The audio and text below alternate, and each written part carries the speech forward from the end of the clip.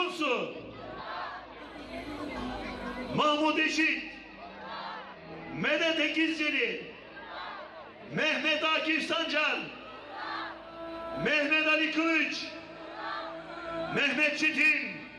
Aslında dahi zalimle mazlumu ayırt etme konusunda dünyanın her köşesinde adaletin sembolü olarak kullanılan o gözleri bağlı mitoloji heykelini utandıracak hassasiyet gösteren bir başka millet yoktur.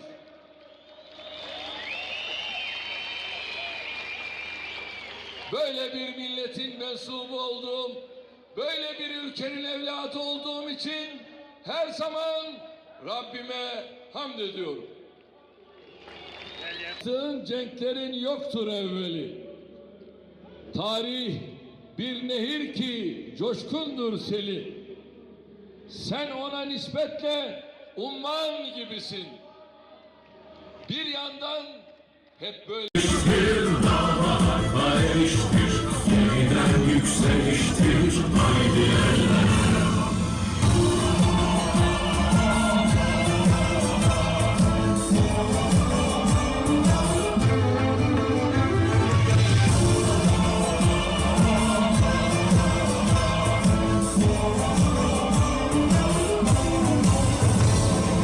Canımız bu yurda, borcumuz bizim.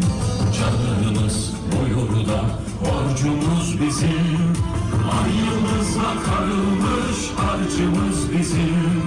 Ayımızla karılmış harcımız bizim.